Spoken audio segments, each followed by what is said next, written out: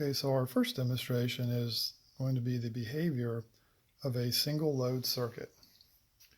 We've got our trusty amp probe meter here, and we're going to set our very trusty power supply here, this programmable power supply, to 24 volts. It doesn't matter if we're using AC or DC because our load is resistive. And I'm going to set it to 24 volts. Just max it out at, say, 30 milliamps. Okay. By the way, a link to this power supply and to this amp probe meter are in the description of this video. So we're going to take that 24 volts. If you notice, that's a multiple of 240. And for obvious reasons, I'm not going to hook 240 volts to this breadboard here. So we're going to use 24 volts instead. And it's going to be DC. Like I said, it doesn't matter. So we have 24 volts here on this, across this, well, in this circuit. We have a switch here. So essentially we've got 24 volts across this load here. Because 24 volts is going to pass right through that circuit there, through that closed switch. So we should expect to get 24 volts across this load because this load is the only resistance in the circuit. It's the only part of the circuit that is higher than 0 ohms. So that being the case, if you go back to those rules that we discussed earlier, the highest resistance in a circuit, and if you have any resistance in a single load circuit, and closed circuits and closed circuit components throughout the rest of the circuit. In other words, you have 0 ohms and you have essentially the voltage connected directly to the load with no resistance, then you're going to have the full voltage, the full power supply voltage across that load. And that's what we should measure. So this is our load right here. This is our circuit, and this is going to be the switch. So right now it's closed. And I just chose a almost random value resistor here. Like I said, it doesn't really matter because if you have any resistance in the circuit, it is going to have the voltage across it, and it will also pass the voltage if you have an open circuit elsewhere. So we're going to expect to read somewhere around 24 volts here, which we're getting. Now, if we were to remove this switch, just pretend this is a relay or a thermal cutoff or something like that. Now we have resistance here, but we have an open circuit here. So the highest resistance is going to have the voltage across it. So this is basically what we have now. Take this. This is what we have. The largest voltage drop is going to favor the highest resistance in a series circuit. There's not going to be any higher resistance in infinity. So this side of the 240 is going to go right through the load. Nothing's going to stop it. It's going to appear here. We should get the 24 volts right across that switch right there. So if we were to measure across the load, we should get 0 volts because there's no current flowing through the circuit now. We've got 0 volts. And that's another key part of the fact that this is an open circuit in infinity. There's no actual current flowing. So there's no current flowing. You cannot have a voltage drop across the load. So we got 0 volts across that, and we would expect to have the full voltage drop here, right there. There's the 24 volts right across the open circuit. So that's how a single load circuit is going to work in terms of the behavior and the appearance of the voltage with respect to whether there's current flowing through the circuit and where the highest resistances are in the circuit. Okay, so the next circuit we have here, the next demonstration is of two loads, a two-load circuit in series, or a voltage divider. Voltage dividers are really important to understand because you're going to encounter them all the time, primarily as a result of failure rather than design. So what we have here is pretty much the same circuit as before. We have a primary load. We have 24 volts here. We're going to pretend it's 240. And what this represents is a 2 ohm resistance in a terminal block. entirely possible that a terminal block that is deteriorated as a result of a loose connection could have a 2 ohm resistance. No problem. So we're just going to call that a 2 ohm resistance there in the terminal block, where you have a loose connection when it was installed, and you have a 10 ohm element. So what happens is when you have a voltage divider, as the name implies, part of the 24 volts is going to appear across this load. The rest of the voltage will appear across this load. So instead of having the full 24 volts across this load here, you're only going to have a portion of it. And that's very easy to figure out. All you need to do is just use Ohm's law. You almost don't even need to do that. It's for this one. And if you remember, that's V equals I times R. So the current going through here, I, is going to be the voltage divided by the total resistance. Total resistance is 12 ohms. We got 24 volts. That's real easy. That would give us 2 amps. So that's going to give us 2 amps through the circuit.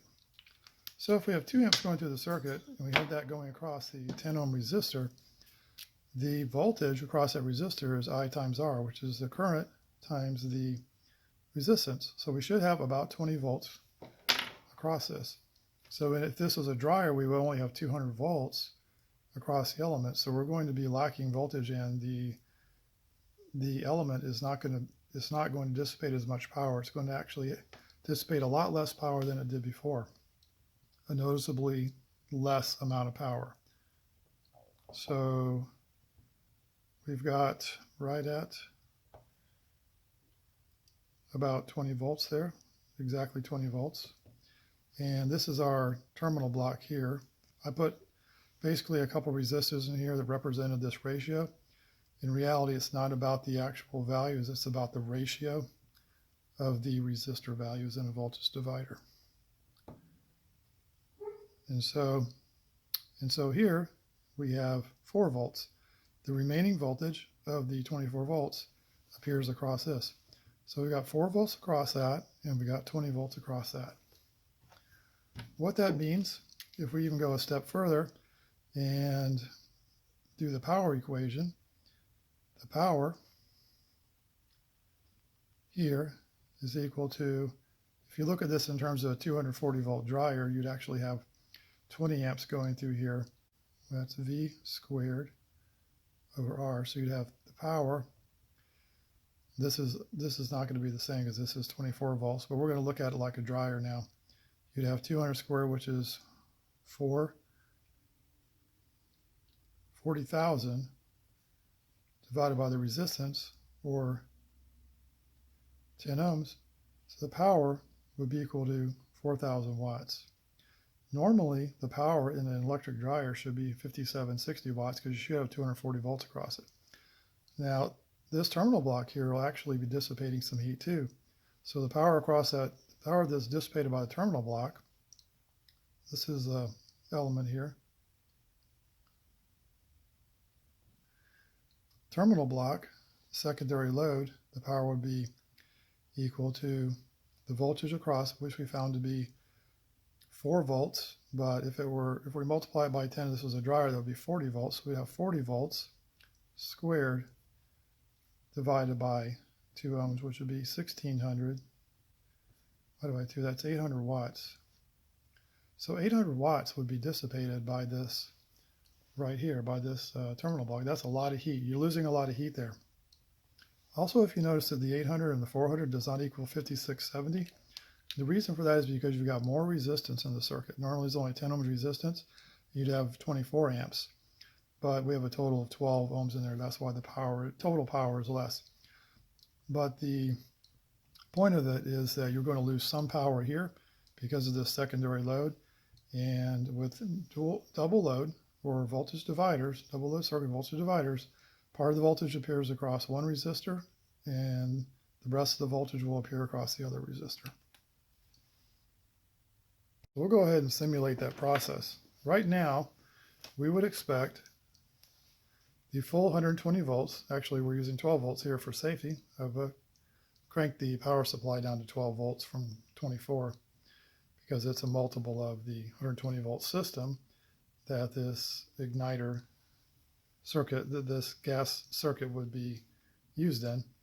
So right now we should have, since this is a short circuit, we should have the full voltage across the igniter. This resistor here represents the igniter, and these values are selected in a ratio that would be similar to what you would find. You're going to have a very low resistance igniter, and you're going to have a very high resistance gas coil.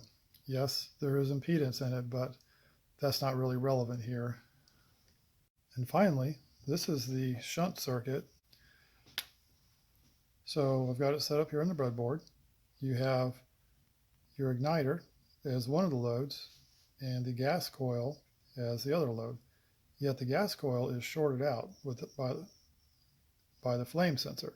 Flame sensor is a closed circuit until it detects the radiant heat from the igniter, after which it'll open and then allow current to flow through the gas coil. We're going to call this resistance, although there is some impedance in here, but that doesn't really matter, because the gist of it is that to the 120 volts, the igniter is going to look like a heavy load, and the gas coil is going to look like a very light load relative to the igniter. Okay, so now we're going to short this out. This is just like a flame sensor. Flame sensor is a short. So we should read 0 volts across this, what represents the gas coil. We got 0 volts there. And since that's shorted out, this is the only resistance in the circuit. So what voltage would you expect to be across this igniter? This resistor here that represents the igniter. You're going to expect to have the full 12 volts across that igniter. 11.9 volts. So we got the full 12 volts across the igniter, or what represents the igniter. Now, if the igniter is on, flame sensor is going to pick up that heat and it's going to open. So let's open up the flame sensor. Now we have a completely different circuit here. We have a voltage divider again, where we have low ohms here, very, very high ohms here. So most of the voltage should appear across the gas coil, which is what happens in a gas dryer. You want all that voltage, or most of it, to appear across the gas coil, and the very relatively low resistance of the igniter just basically passes a voltage to the gas coil. And the flame itself actually is what keeps the flame sensor open. So now, with this open, let's go ahead and open this. Take that short circuit out, so that's like the flame sensor opening. We should read most of the 12 volts across the resistor that represents the gas coil. And we're getting almost 11 volts. And across the resistor that represents the igniter, we're getting about 1 volt, about 1 volt. So that's how the shunt type circuit in a gas dryer, a common gas dryer configuration, works. So that's the third type of circuit configuration I wanted to show you. That was the shunt circuit.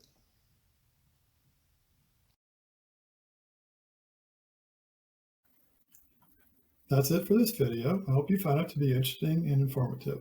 If you'd like to join our Facebook group, here's a link to it right here, or you can go to Facebook groups and type in the keyword "the tech circuit." This is a link to our website right here. And this is a link to our YouTube channel. Thanks for watching.